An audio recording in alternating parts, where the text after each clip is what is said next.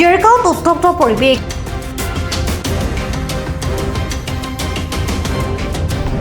পুনৰ ডেৰগাঁৱৰ ৰঙামাটিত উত্তপ্ত পৰিৱেশ।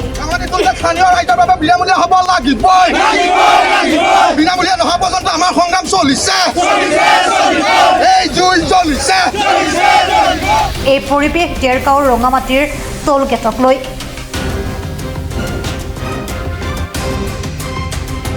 ডেৰগাঁৱত ৰঙামাটি, ডেৰগাঁও, মিছামৰা আদি অঞ্চলৰ ৰাইজে দলে বলে আহি প্ৰতিবাদ সাব্যস্ত কৰা দেখা গৈছে। তেখেতসকলৰ দাবী যে এই টোলগেটৰ পৰা 20 কিলোমিটাৰ ভিতৰৰ কোনো ব্যক্তিৰ পৰা কৰ সংগ্ৰহ কৰিব নোৱাৰিব।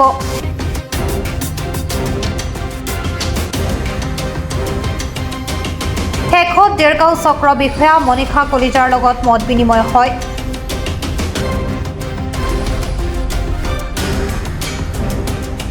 মনীষা কলিতাৰ লগত আলোচনা কৰি ৰাইজে গোলাঘাট জিলাৰ উপায়ুক্তৰ লগত আলোচনা কৰাৰ সিদ্ধান্ত লয়।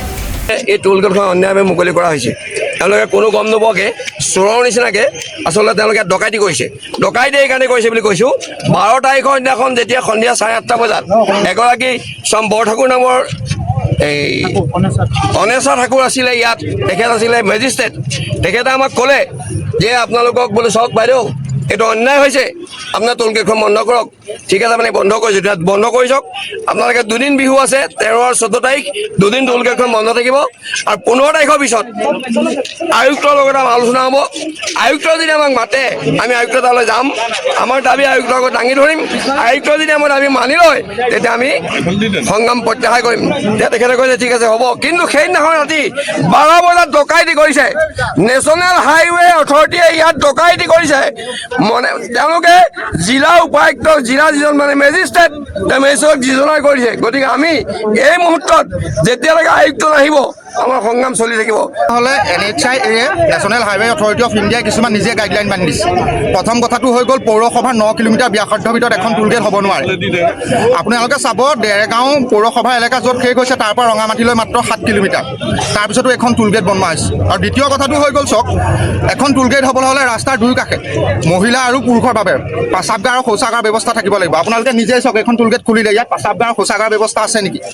তৃতীয় কথাটো হৈ গ'ল, এখন টোলগেট হ'বলৈ হ'লে ইয়াত ইমাৰ্জেঞ্চি আপাতকালীন স্বাস্থ্য ব্যৱস্থাৰ বাবে আপোনাৰ এম্বুলেঞ্চৰ ব্যৱস্থা থাকিব লাগিব। আপোনালোকে দেখিছে ইয়াত ক'ৰবাত এম্বুলেঞ্চ, ইয়াত এখন এম্বুলেঞ্চ আছে। কিন্তু এটা কথা হৈ গ'ল, 25 কিলোমিটাৰ ভিতৰত যদি কোনোবা দুৰ্ঘটনাপতিত হয়, যান বাহন কোনোবা দুৰ্ঘটনাপতিত হয়, তৎকালীনভাৱে এই টোলগেটৰ পৰা চিকিৎসা সেৱাৰ ব্যৱস্থা কৰিব লাগে।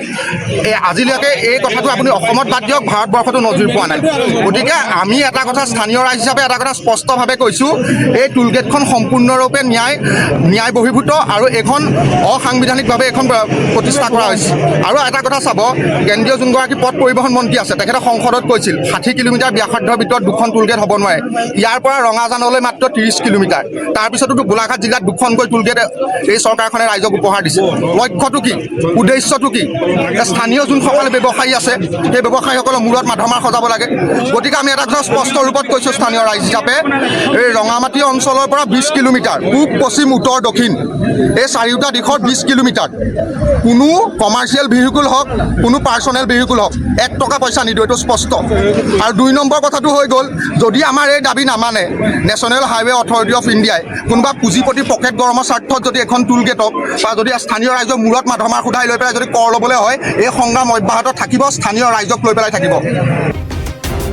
ডেৰগাঁৱৰ পৰা সত্যজিৎ হাজৰিকাৰ ৰিপৰ্ট, প্ৰাতঃ টাইম ডিজিটেল।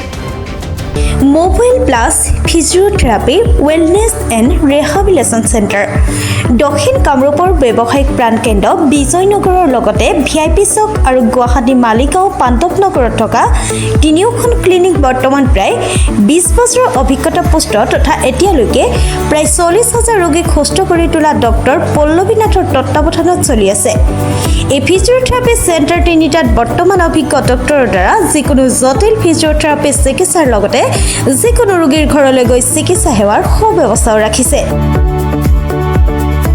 আমাৰ ঠিকনা mobile plus physiotherapy wellness and rehabilitation centre, opposite Oparshali Bijoynagar SBI branch.